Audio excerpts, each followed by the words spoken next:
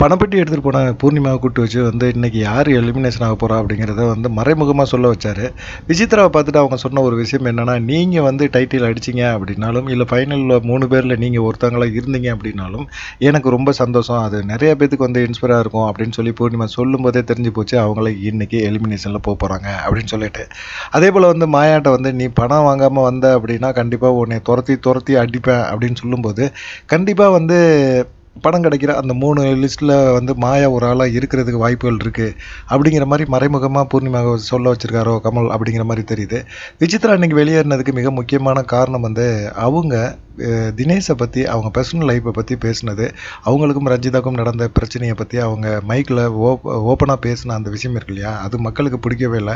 அதனால தான் அவங்கள வெளியேற்றிருக்காங்க அப்படிங்கிற மாதிரி சொல்கிறாங்க. நீங்கள் என்ன நினைக்கிறீங்க? ஏம்மா நீ வந்துடாதம்மா, இவங்க கூட சேர்ந்து வாழ முடியாதுமா அப்படின்னு விசித்ரா சொன்ன அந்த வார்த்தையை நீங்கள் எப்படி நினைக்கிறீங்க? அவங்க அதனால தான் எலிமினேட் ஆனாங்களா? நன்றி, வணக்கம்.